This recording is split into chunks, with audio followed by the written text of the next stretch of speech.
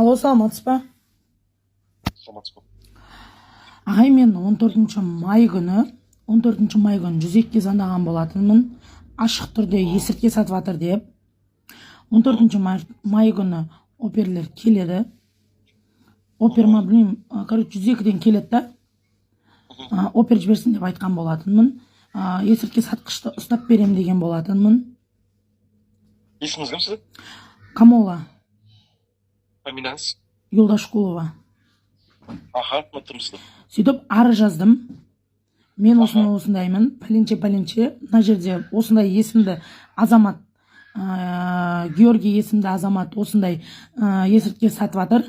Ұстап беруге дайынбыз, вознаграждениясымен деп ары жазған болатынмын. 14 май күні да.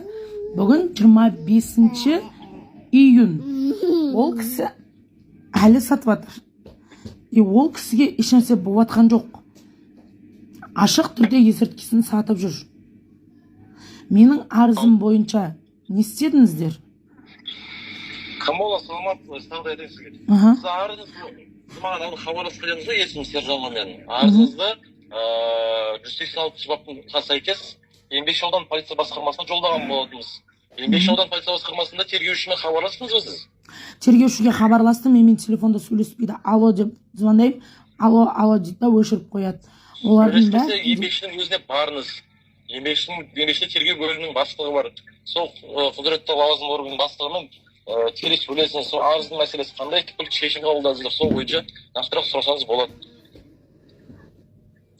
Мен сізге айттым, арызыңызды РОВД-ға еңбекшіге жолдадым деп. Получается, сіздер есіртке сатқышпен заниматься етпейсіздер, я?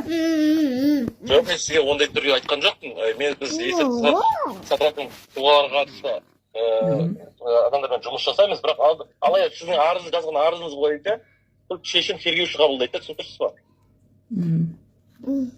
Тергеуші шешім қабылдамай отыр ғой. Тергеуші даже телефонды көтермейді. Бастығына өткенде звондаған болатынмын. Ол кісінің өзінің бастығы бар. Иә, бастығы. Еңбекші РОВД-ға барыңыз, сұраңыз, сол бойынша мән-жайды тоқтап беріңіз. Менде үйде 4 бала-шағам бар. Бір өзіммін да. Тастап кететін адам жоқ, кішкентай бала-шағам бәрі. Өзім 2 қабаттымын. Мен қазір ояқа ай күнім жақындап тұр. Мен ояқа баратын жағдайда емеспін.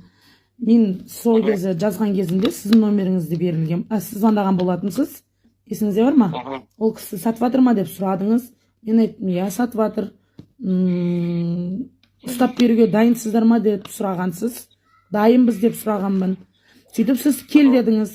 Мен келетін кезде сізде басқа тірлік болып қалды. Сағат 5-те кел дедіңіз, 5:30-да кел дедіңіз. Сөйтіп уақытты создыңыз. Сосын бір күні звондадым мен сізге, ағай, не уақыт созылып жатыр дедім, дұрыс па? Сіз айттыңыз, алдында мен еңбекшіге өткізердім дедіңіз. Не үшін еңбекшіге өткізесіздер? Не үшін еңбекші қарамайды? Бір айдан асты ғой, ол кісі сатып жатыр ғой. Сонда получается, еңбекші РОВД қылмыстық іс қозғап берсе, пожалуйста, ары қарай мен жасырын тергеу әрекеттерін жүзеге асырып беремін. О, еңбекші істемейді ғой, бәрін прокурор істеп отыр ғой. Қазір бұны бәрін кіршабайт етіп отқан прокурор мырза болып тұр. Получается. Недостоверный информацияларға бар. Получается, сондай болып тұр. Неге десеңіз, неге мен қанша рет и прокуратураға звондаймын, и прокуратураға да арыз жазам, есіртке сатады, не қылады деп. Не үшін прокурор да бүйтіп айналыспай жатыр? Не үшін? Мен сіздер қараңыз, бұл туралы прокуратураға да жаздым. Сіздерге де жаздым. УПН против наркотика бар ғой? Оларға да жаздым, например, да. 102-де шақырдым. Еңбекшіге де звондап жатырмын. Бұл кісі әлі күнге дейін сатып жатыр. Әлі күнге дейін не қылып жатыр. Сонда получается, бұны прикрывать етіп жатқан өздеріңіз и прокурор болып тұр ма сонда? Сіз неге онда недостоверный информация айтып отырсыз? Кім кіршабайт етіп отыр ғой? Бізде осы кіршабайт етіп, мен сізге айтып тұрмын, түсініп тұрған жоқсыз. Жоқ, қараңыз, оның ішінде менде біз сол күні түсіріп жатқанда, оның ішінде полиция қызметкерлері де жүрді.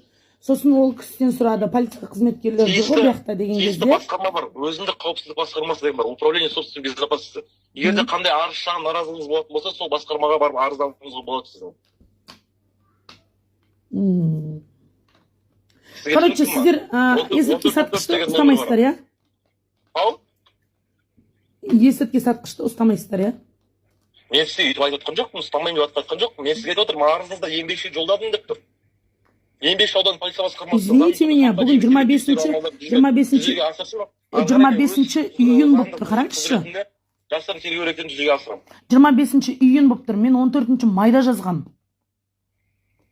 Жоқ, дұрыс қой, енді маған не дейсіз сіз? Түсініп тұрған жоқпын сіздің уәжіңізді. Мен сізге бағыттарлар беріп жатырмын, еңбекшіге жолдадым, еңбекшіден сұраңыз деп. Сіз мені тыңдағыңыз келіп тұрған жоқпын мүлде. Жоқ, еңбекшіге енді звондады, сіз номер бердіңіз маған еңбекшіге. Мен еңбекшіге звондадым. Олар телефонды көтереді да сөйлемейді. Бастығына да звондаған болатынмын. Бастық айтты, я білемін ол жағдайды. Сен ананың кімнің келіншегі емессің ба деді. Сол күйі алды да сөйлесем жақсы хабарын айтам деді. Сол күйі жоқ болды. Енді наразылығыңыздарын сол кісілерге берсеңізші. Ол кісілер сіздер дайын заниматься етеді деп жатыр ғой. Сіз емес па наркотикпен бороться ететін, ол кісілер емес. Ол кісілер сөйтіп айтып жатыр. Қылмыстық іс қозғап берсін, ары қарай қылмыстық іс негізінде жасты тергеу рейдтерін жүзеге асырып беремін. Қылмыстық іссіз мен ешқандай заңды шара қолдана алмаймын ол бойынша. Қозғап берсін қылмыстық іс сонда, егер сөйтіп айтып отырсам. Жақсы. Жақсы.